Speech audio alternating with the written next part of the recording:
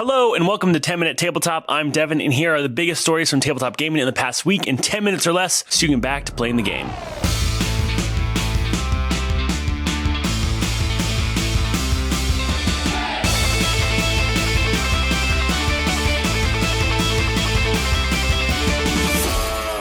First up, Discworld closed their Kickstarter, raising $3 million for the new tabletop RPG. The Discworld tabletop RPG Kickstarter ended its run this week. Although late pledges are still being accepted, the campaign finished with an impressive $2.9 million raised. The record holder for Kickstarter is currently Brandon Sanderson's Cosmere RPG based on the Stormlight Archive and Mistborn, which raised over $10 million. Before that, the records belonged to Avatar the RPG, which earned around $9.5 million. While Discworld didn't reach those heights, it's still considered massively successful and no doubt will lead to many expansions.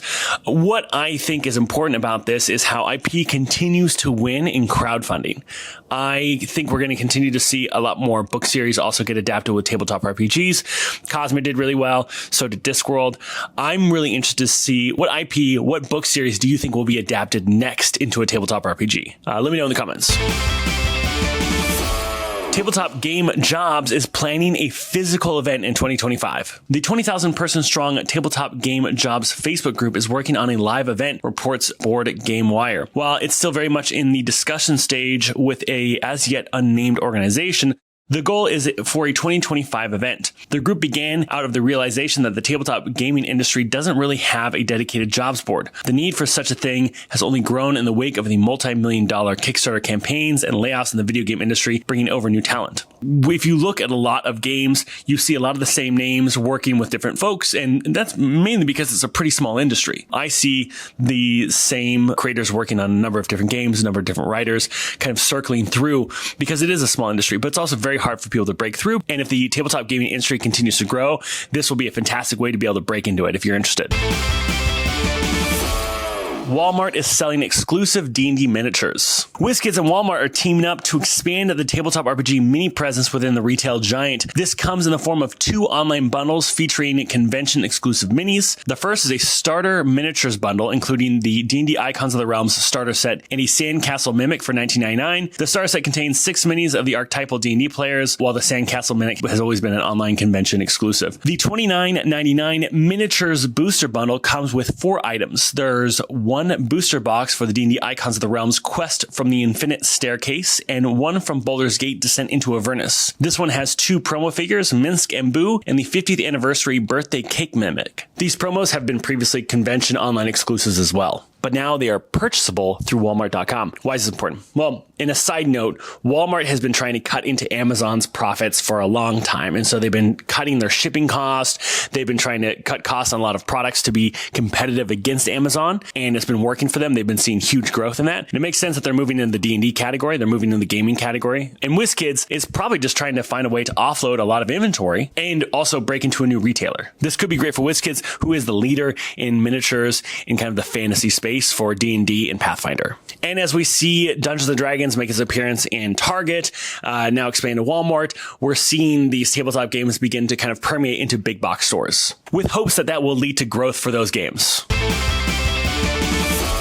And speaking about growth for those games, Star Trek 2nd Edition is getting its own starter set. Modiphius is putting out a starter set for the 2nd edition of Star Trek Adventures, complete with a 3-part campaign. This set looks to include all of the usuals of a tabletop RPG starter set, a shortened rules booklet, pre-made characters with a ship, rules reference sheets, a dice set, and cardboard tokens to mark various mechanics. The main draw will be the new 3-mission adventure called Infinite Combinations. There's no details yet on what the adventure is about, but no doubt it's meant to teach the game as you go. The physical editions are up for pre-order right now and cost around $30 and will ship date of December 2024. A PDF will also be provided right after your order. We were just talking about this. Starter sets are a sign that a game is gaining traction because starter sets also will find their way into big box stores. People who don't know tabletop RPGs but know Star Trek will see this game in Target if it's sold there, or Walmart, and like, that's interesting. And this is a great way to be exposed to tabletop RPGs other than just D&D. I've done a lot of like user research with folks who are interested in tabletop RPGs, want to get into them. I've seen people